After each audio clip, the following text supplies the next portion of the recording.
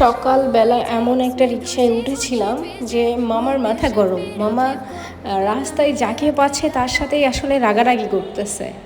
আমি এমনি দুদিন ধরে অসুস্থ, দুদিন পর অফিসে যাচ্ছি, তার মধ্যে মামার রাগারাগি দেখে আমার সত্যি ভয় লাগছিল। হ্যাঁ, তো আমি ভাবলাম যে রিকশা থেকে নামার পর মামা আমার সাথেও একটা ক্যাচাল লাগাবে। হ্যাঁ, তো এই কারণে আমি কি করেছিলাম,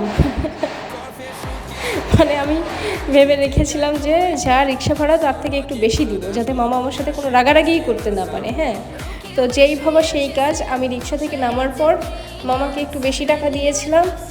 মামা আমার সাথে আর কোনো রাগারাগি করতে পারে নাই। আমারে দেখে মামা একটা হাসি দিল। হ্যাঁ, তারপরে আমি ভাবলাম, ও আচ্ছা, মানি ক্যান বাই হ্যাপিনেস। হ্যাঁ, এটা ভেবে হাসতে হাসতে আমি অফিসে চলে আসলাম। মামার দিনটাও ভালো গেল, আমার দিনটাও ভালো, মামাও হ্যাপি, আমিও হ্যাপি। ওকে, এখন অফিসে আসলাম, আজকে সাদিয়া আসবে, সাদিয়াকে আবার বিকালে নিতে যেতে হবে।